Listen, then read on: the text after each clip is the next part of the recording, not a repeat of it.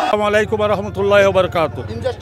আমার দুটা দাবি থাকবে সব বর্তমান সরকারের কাছে। আমার দুটা দাবি, একটা দাবি হচ্ছে কক্সবাজারে লবণ নিয়ে আমদানি করে সারা বাংলাদেশ চলে, কিন্তু লবণের মূল্য এভাবে দশ পড়েছে।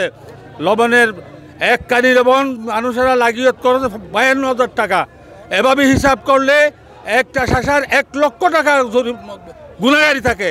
তাই লবণ মাটির চাষিরা মাথায় হাত দিয়েছে।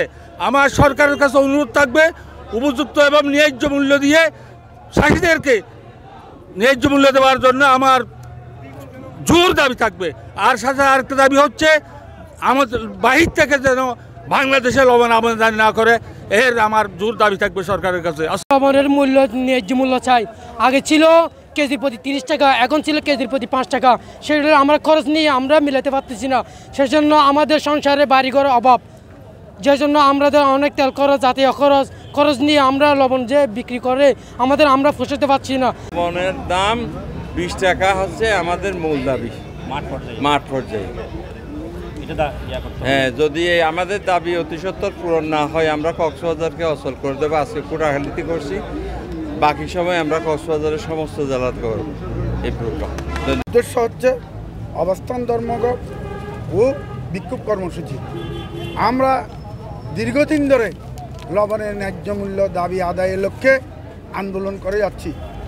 এর আন্দোলনের ধারাবাহিকতায় আজকের এই দিনের এই কর্মসূচি। আজকে 26/2/2025 এই কর্মসূচি আমরা করতে গিয়ে আমরা অতীতে অনেক অভিজ্ঞতার আলোকে আমাদের এই কর্মসূচি বিগত বিভিন্ন সরকারের আমলে আমরা এই কর্মসূচি পালন করেছি এবং অতি দ্রুত আমরা এই কর্মসূচির ফলে লবণের ন্যায্য মূল্য নিশ্চিত করতে পেরেছি। কারণ আমরা লবণ শাসী, কক্সবাজার লবণ শাসী অসম্ভব দুরবস্থাতে আছি।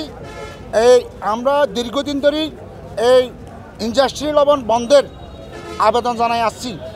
এখন শিল্প উপদেষ্টা এবং বাণিজ্য উপদেষ্টা, প্রধান উপদেষ্টা আপনাদের সাংবাদিকদের মাধ্যমে আমরা চাই এটা সুরাহা হোক এবং তদন্তপূর্বক যেদিন ইন্ডাস্ট্রি লবণ আনার দরকার এদিকে আনবে, আমাদের কোনো আপত্তি নাই। কিন্তু অতিরিক্ত ইন্ডাস্ট্রি লবণ আইনা কক্সবাজারের লবণ শাসিরে ধ্বংস করে দেওয়া এটা একটা ন্যায্যমূলক দাবি নয়। এবং আমরা আপনাদের মাধ্যমে দাবি করতেছি 300 হতওয়া মিল আছে, এখানে বিদেশি লবণ আমদানি করার পক্ষে, ইন্ডাস্ট্রি লবণ আমদানি করার পক্ষে কারা কারা আছে এবং কারা কারা নাই। কক্সবাজার ডিসি অফিসে বৈঠক হোক, এই বৈঠকে আমরা লবণ শাসিও থাকবো, মিল মালিকও থাকবো, উপদেষ্টাও থাকবো।